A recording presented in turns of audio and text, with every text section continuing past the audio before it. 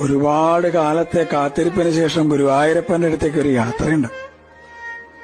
പരിഭവങ്ങളും സങ്കടങ്ങളും പരാതികളൊക്കെ ആയിട്ട് നടന്ന് ആ ശ്രീലകത്തിന്റെ മുമ്പിൽ അങ്ങോട്ട് എത്തുമ്പോ ഭഗവാൻ എങ്ങനെ കാണാം.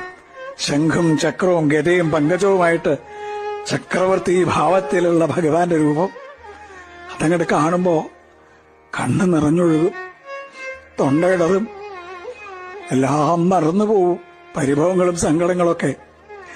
ഗുരുവായൂരപ്പാന്നൊരു വിളിയുണ്ട്. ആ സമയത്ത് ശ്രീലകത്തുനിന്നൊരു നോട്ടമുണ്ട്. കാരുണ്യത്തിന്റെ കടലായ കണ്ണന്റെ നോട്ടം. ഞാനില്ലേ കൂടെ എന്ന് പറഞ്ഞിട്ട് ആ കണ്ണനെ ഹൃദയത്തിലേക്ക് നിറയ്ക്കുമ്പോഴേക്കും ദ്വാരപാലകർ നമ്മളെ നിൽക്കിണ്ടാവും. പക്ഷെ ആ കാരുണ്യം നിറഞ്ഞൊരു നോട്ടല്ലേ, അത് മതി നമ്മളെ പരമാനന്ദത്തിൽ ആറാടിക്കാൻ.